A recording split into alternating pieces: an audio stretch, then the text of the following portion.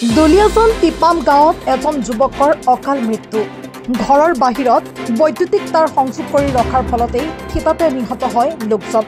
নিহত লোকজন ৩৫ বছৰীয়া বুদ্ধাই মুৰ্মু। ঘটনাস্থলীত ইতিমধ্যে উপস্থিত হৈছে জয়পুৰ আৰক্ষী। জানিব পৰা মতে জিতেন্দ্ৰ সিং নামৰ লোকজনৰ ঘৰৰ চাৰিওফালে বৈদ্যুতিক তাৰ সংযোগ কৰি ৰাখিছিল। জিতেন্দ্ৰ সিঙক বৰ্তমান আৰক্ষীয়ে অব্যাহত ৰাখিছে সোধা-পোছা। সঁচাকৈ এইটো এটা অতি দুৰ্ভাগ্যজনক এটা ঘটনা সংঘটিত হ'ল। ইতিমধ্যে জয়পুৰ থানাৰ অন্তৰ্গত টিপাম গেঞ্জি গাঁৱত জিতেন্দ্ৰ সিং নামৰ ব্যক্তি এগৰাকী আচলতে তেখেতৰ গোটেই বাৰীখনত আচলতে কাৰেণ্ট তাঁৰ যিহেতু লগাইছিলে আৰু ৰাতিপুৱাৰ সময়তে বুধৰাই মুৰ্মু নামৰ ব্যক্তি এগৰাকীয়ে হাল বাবলৈ গৈ থকা অৱস্থাতে কাৰেণ্ট তাঁৰ ছিঙি থকা অৱস্থাত তেখেতে গচকি তেখেতৰ বুধৰাই মুৰ্মু নামৰ ব্যক্তি এগৰাকীৰ থিতাতে মৃত্যু হয়। গতিকে আমি সঁচাকৈ দুখ অনুভৱ কৰিছোঁ।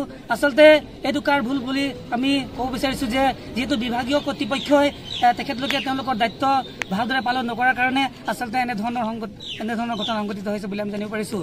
পুৱা মানে তেখেতৰ নিজৰ খেতিপথাৰত হাল বাবলৈ গৈ আছিলে। ঠিক সেইটো সময়তে জিতেন্দ্ৰ সিং নামৰ এজন পাখণ্ডই তেখেতৰ অবৈধভাৱে তেখেতৰ বাৰীত ইলেক্ট্ৰিক তাৰ সংযোগ কৰি ৰাখিছিলে। তো উক্ত ইলেক্ট্ৰিক তাৰৰ শৰ্ট হৈ পেলাই বুধৰাই চৰণে আজি মৃত্যুক আঁকোৱালি ল'ব লগা হ'ল। তেখেতৰ মানে মৃত্যুক আঁকোৱালি ল'ব লগা হ'ল।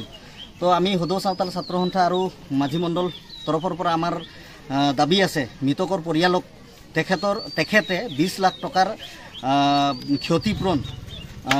ক্ষতিপূৰণ দিব লাগিব আৰু লগতে জিতেন্দ্ৰ সিং নামৰ যিজন পাখণ্ডক যাবৰ জীৱন দৃষ্টান্তমূলক মানে শাস্তি দিব লাগিব প্ৰশাসনে। টেঙাখাটৰ পৰা মঞ্জিত বৰা ৰিপৰ্ট, এন ভাৰত 24।